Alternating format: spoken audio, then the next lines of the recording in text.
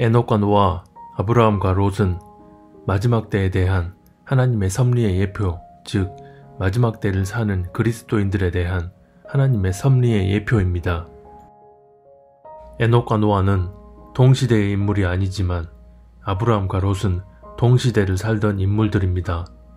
에녹부터 노아까지의 타임라인에서는 하나님의 섭리 자체에 초점이 맞춰져 있는데 시간 순서적으로 하나님의 섭리가 큰 틀에서 어떻게 진행될지를 드러내고 있는 예표입니다. 그 타임라인에 의한 하나님의 섭리는 대략 다음과 같습니다.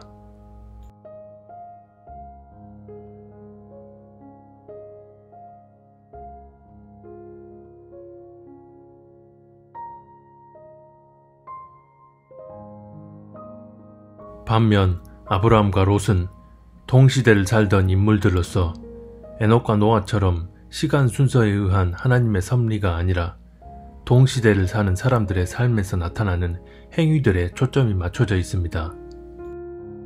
즉, 삶 가운데 어떤 삶을 살아야 처음부터 환란에 속하지 않게 되는지, 그렇지 않고 환란 가운데 들어가게 되면 어떻게 건진받게 되는지를 드러내고 있는 예표인 것입니다. 이는 지금 마지막 때의 교회들 가운데 어떤 삶을 살아야 처음부터 환란에 남지 않게 되는지, 그리고 환란에 남겨졌다면 어떻게 해야 그 속에서 건진받게 되는지를 그대로 보여주고 있는 예표라고 할 수 있습니다. 그래서 이번에는 아브라함과 롯의 스토리를 예표 삼아 하나님께서 마지막 때의 섭리를 어떻게 이끌어 나가실지를 말씀드리겠습니다. 창세기에 보면 아브라함과 롯 그리고 소돔과 고모라 심판에 대한 얘기가 나옵니다. 창세기 13장에 보면 아브라함과 롯이 베델과 아이 사이에 이르러 서로 땅을 나누는 장면이 나옵니다. 아브라함은 롯에게 땅 소유 우선권을 내주면서 네가 좌하면 내가 우하고 네가 우하면 내가 좌하리라 고 말합니다. 내 앞에 온 땅이 있지 아니하냐. 나를 떠나가라. 내가 좌하면 나는 우하고 내가 우하면 나는 좌하리라. 창세기 13장 9절. 그러자 롯이 눈을 들어 요단을 바라본즉 풍족하고 살기 좋아 보여서 결국 요단 지역을 택합니다. 이에 롯이 눈을 들어 요단 지역을 바라본즉 소알까지 온 땅에 물이 넉넉하니 여호와께서 소돔과 고모라를 멸하시기 전이었으므로 여호와의 동산 같고 애굽 땅과 같았더라. 창세기 13장 10절. 만약 아브라함이 세상에 대한 미련이 있고 땅의 좋은 것을 취하려는 욕심이 있었다면 롯보다 더 힘있는 위치를 이용해 본인이 더 좋은 땅을 가지려 했을 것입니다. 하지만 아브라함은 그 전에 이미 하나님을 만난 후 하나님이 가라 명하신 땅으로 나아가는 순종의 첫 발을 내디뎠고 그렇게 하나님과 동행하며 살아가는 하나님 마음에 합한 의인이었습니다. 그런 아브라함에게는 이 땅에서 무언가를 취하고 누리고자 하는 욕심 자체가 없었습니다. 결국 아브라함은 육적으로 살기 좋아 보이는 땅을 택한 게 아니라 자기 욕심 다 내려놓고 주님 뜻대로 나아감으로써 살기 좋아 보였던 소돔과 고모라 땅에 불심판이 임할 때 그 심판과는 아무런 상관도 없었던 것입니다. 아브라함이 그렇게 롯과 땅을 나누고 롯이 소돔과 고모라 땅으로 떠나자마자 하나님은 아브라함에게 훗날 그가 큰 땅을 받을 것과 놀라운 언약의 비밀들을 약속해 주십니다. 이처럼 아브라함이 이 땅에 대한 욕심 없이 그저 주님 뜻에 순종하며 주님과 동행하는 삶을 살았다는 것은 이 시대를 사는 많은 그리스도인들에게 삶의 표본이 됩니다. 땅에 국한된 모든 욕심들 다 내려놓고 주님과 동행하며 사는 이들에겐 아브라함과 같이 마지막 환란 심판과는 상관없는 첫 추수의 대열에 들어갈 것을 주님은 약속하십니다. 반대로 롯은 아브라함의 친척이었지만 육적인 기준에 의해 살길 원하는 마음이 더 컸던 사람이었습니다. 그래서 아브라함이 욕심 없는 순수한 마음으로 롯에게 땅의 우선권을 내주었을 때 롯은 그 마음의 원한 바대로 편하게 누리며 살기 좋은 땅을 스스로 선택해서 들어갔습니다. 그렇게 살기 좋아 보이는 소돔 땅을 택해서 들어갔는데 알고 보니 그 땅은 바로 죄악으로 가득 차 심판이 예비되어 있던 땅이었습니다. 마찬가지로 마지막 때에 자기 욕심에 이끌리는 삶을 살던 자들은 환란에 남겨지게 됩니다. 롯처럼 세상의 흐름을 쫓아 스스로 환란을 택하는 것입니다. 그들 스스로가 하나님과 동행하는 것이 아닌 자기 육적인 우선순위에 의해 세상의 흐름을 쫓아 살다가 환란의 길로 알아서 들어가는 것입니다. 그런데 베드로후서 2장에 보면 롯은 스스로 원해서 그 땅에 들어갔지만 그 땅에서 일어나는 죄악된 일들에 관여치 않고 오히려 그 땅의 온갖 불법들로 인해 심령이 상할 정도로 의인이었다고 말씀합니다. 이는 이 의인이 그들 중에 거하여 날마다 저 불법한 행실을 보고 들으므로 그 의로운 심령이 상함이라. 베드로후서 2장 8절. 아마도 롯은 왜 자신이 그 땅을 선택했을까를 뼈저리게 후회했을 것입니다. 마찬가지로 마지막 환란 심판이 임하기 전 삶 가운데 기회가 있는 지금 성령의 음성을 듣고 그 뜻대로 나아가는 게 아니라 이 땅에 안주하려는 마음을 겸하여 자기 생각과 기준으로 살아가는 사람들은 환란 전 첫 추수의 대열에 들지 못하고 환란 가운데 남겨지게 되는데, 그런 자들 가운데 롯의 경우처럼 그제서야 깨닫고 돌이킴으로 믿음으로 인내하며 순종할 자들이 있을 것입니다. 그런데 롯이 자기 육적인 기준에 이끌려 스스로 심판의 땅에 들어간 것과 반대로 아브라함은 땅에 대한 욕심을 다 내려놓고 주님과 동행하는 삶을 살았습니다. 결국 같은 의인이었지만 서로 다른 상황에 처하게 된 결정적인 이유는 바로 주님과 동행하며 사느냐 아니냐의 차이였습니다. 그렇게 롯이 소돔과 고모라 땅에 들어가고 죄악이 극에 달해 심판이 예비된 상황에서 두 천사가 소돔에 이르러 롯의 집에 들어가자마자 소돔 사람들이 롯의 집에 쳐들어가서 두 천사를 끌어내라고 협박합니다. 그들이 눕기 전에 그 성사람 곧 소돔 백성들이 노소를 막론하고 원근에서 다 모여 그 집을 에워싸고 롯을 부르고 그에게 이르되 오늘 밤에 내게 온 사람들이 어디 있느냐 이끌어내라 우리가 그들을 상관하리라. 창세기 19장 4절에서 5절. 두 천사가 롯의 집에 들어간 지 얼마 되지도 않아 소돔 사람들이 롯의 집에 다 모여서 그 집을 에워싼 것입니다. 여기서 짐작해 볼 수 있는 것은 롯이 비록 소돔성에서 살았지만 그 땅에 만연한 죄악들에 일체 동조하지 않았기 때문에 그런 롯에 대해 성 사람들은 전부터 불만을 품고 있었을 것이고 이런저런 핍박을 가했을 것입니다.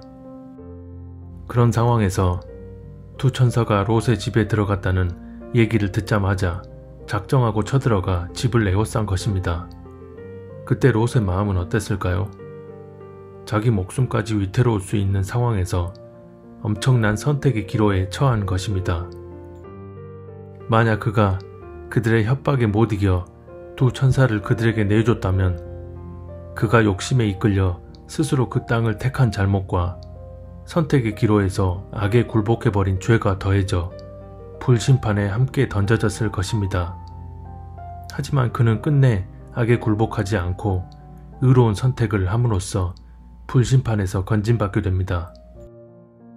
마찬가지로 마지막 환란에 남겨지더라도 그제서라도 겸비해짐으로 핍박 속에서 믿음 저버리지 않고 끝까지 순종하며 나아간다면 주님은 그들의 믿음의 행위를 구원의 증표로 여기시고 그런 자들을 반드시 환란 중에 건져내실 것입니다.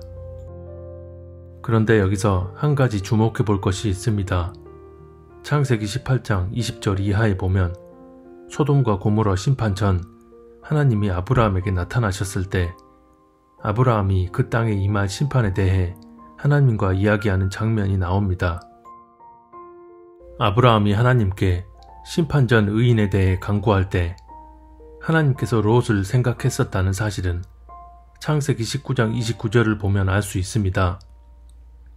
하나님이 그 지역의 성을 멸하실 때, 곧 롯이 거주하는 성을 엎으실 때 하나님이 아브라함을 생각하사 롯을 그 엎으시는 중에서 내보내셨더라. 창세기 19장 29절. 그렇게 아브라함이 그 땅에 남겨질 의인들에 대해 간구하게 되고 하나님은 아브라함을 생각하셔서 그 땅에 남아있던 의인 롯을 불심판에서 건지십니다. 물론 앞서 본 것처럼 롯이 만약 소돔성 사람들과 똑같이 음란한 죄악을 행하고 있었다면 아브라함을 생각하고 자시고 할 것도 없이 함께 불심판에 던져졌을 것입니다. 하지만 그들의 죄악에 참여하지 않으면서 선택의 기로에서도 의로운 선택을 했고 거기에 아브라함의 간구까지 더해져 롯은 불심판에서 건짐당할 수 있었습니다. 작년 10월 이후 하나님께서 휴거에 대해 말씀해 주신 게 있는데 바로 휴거가 2번 있다는 것이었고 그중 2번째 휴거가 메인이라는 것이었습니다. 그 말씀을 듣고 처음엔 2번째 휴거는 뭔 말이지? 하면서 의아스러웠는데 성경을 읽다가 에녹과 노아, 아브라함과 롯을 통해 분명하게 조명해 주셨습니다. 당시 하나님께서 말씀해 주신 내용은 이렇습니다. 첫 번째 휴거는 환란 전에 일어나고 그 수는 매우 적습니다. 배도의 흐름에 속하지 않고 끝까지 좁은 길을 고수하며 하나님을 경외함으로 동행하던 자들에 대한 첫 추수가 일어납니다. 그 이후 자신은 당연히 휴거될 거라 믿었으나 첫 추수의 대열에 합류하지 못한 수많은 기독교인들은 환란에 남겨져 그제야 자신을 돌아보고 회개하며 믿음으로 끝까지 인내하게 되고 휴거 전에 성도들에 의해 기도 리스트에 올라있던 자들에 대한 마지막 대부흥이 일어나게 됩니다. 그렇게 인내하며 믿음을 지켜내다가 첫 추수로 들림받은 자들보다 더 많은 수의 2번째 추수가 환란 중에 일어나게 됩니다. 여기서 또 주목해 볼 것은 바로 환란 중에 있을 2번째 추수 대상입니다. 하나님과 동행하는 그리스도인, 즉 환란 전에 휴거될 그리스도인들은 이 땅에 마지막 환란 심판이 있을 것을 압니다. 그리고 그들은 이미 그 전부터 배도의 흐름 안에 속하지 않고 주님을 전심 다해 사랑하면서 주님과 동행하며 살던 자들입니다. 이들과 아브라함의 공통점이라면 내 가족이나 내 주변 사람들을 품고 주님 앞에 나아가 간구하는 일이 끊임없이 이루어진다는 것입니다. 결국 환란에 남겨지는 자들 가운데 환란 전에 휴거될 자들의 간구로 인해 주님의 특별한 섭리 안에 거할 자들이 있는데 롯처럼 끝까지 굴복하지 않고 인내하며 나아간다면 주님은 그들을 환란 중간에 건져주실 것입니다. 환란 속에서도 믿음으로 인내할 수 있는 것 자체가 주님께서 환란 전 신부들의 간구를 들으시고 그들에게 믿음의 은혜를 더해 주셨기 때문입니다. 이처럼 환란에 들어가는 이들은 하나님의 섭리 속에서 사명을 받고 믿음으로 순종하며 나아가야 할 자들입니다. 또 다른 휴거의 예표로 할 수 있는 엘리야의 경우를 보면 알 수 있습니다. 열왕기상 19장 15, 16절에 보면 하나님께서 엘리야에게 너는 다메섹에 가서 하사엘에게 기름을 부어 아람 왕이 되게 하고 님시의 아들 예후에게 기름을 부어 이스라엘 왕이 되게 하고 엘리사에게 기름을 부어 너를 대신하여 선지자가 되게 하라고 하십니다.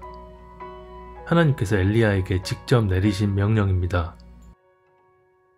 그러나 이 명령을 받은 엘리야는 엘리사에게만 기름을 붓고 하사엘과 예후에게 기름 붓는 사명은 하지 못한 채 하나님이 엘리야를 죽음을 보지 않고 그냥 하늘로 데려가십니다.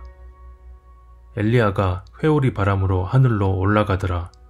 열왕기하 2장 11절. 그 후 하사엘에게는 엘리사가 대신하여 왕이 될 것을 전하였고 님시의 아들 예후에게는 엘리사의 제자가 대신하여 기름을 붓고 왕이 되게 합니다. 이를 통해 알 수 있는 것은 휴거 전에 맡겨진 사명이 있을지라도 그 사명을 다하지 못한 채 휴거될 자들이 있음을 의미하고, 그 이후 환란에 남겨진 이들에게 그 사명의 바톤이 넘겨지게 된다는 것을 의미합니다. 그 대표적인 사명 중 하나가 바로 마지막 복음 전파의 완성입니다. 하지만 어디까지나 환란 시대이기에 그들이 고통을 감내해야 할 부분이 있고 믿음으로 이겨내며 순종해야 합니다. 내용을 정리해보면 아브라함은 하나님과 온전히 동행함으로 죄악에 물든 이 땅에 임할 심판과 상관없이 애초부터 그를 심판 아래 두지 않으셨습니다. 마찬가지로 삶 가운데 주님과 동행하는 이들은 주님께서 결코 환란에 두지 않으시고 그 전에 신부로 취해 가실 것입니다. 반대로 육적인 삶의 평안을 우선순위에 두고 스스로 심판의 땅에 들어간 롯은 그 땅에서 믿음의 본을 보임으로써 심판에 대한 구원 증표를 만들어내고 그로 인해 심판 중에 겨우 건진받았습니다.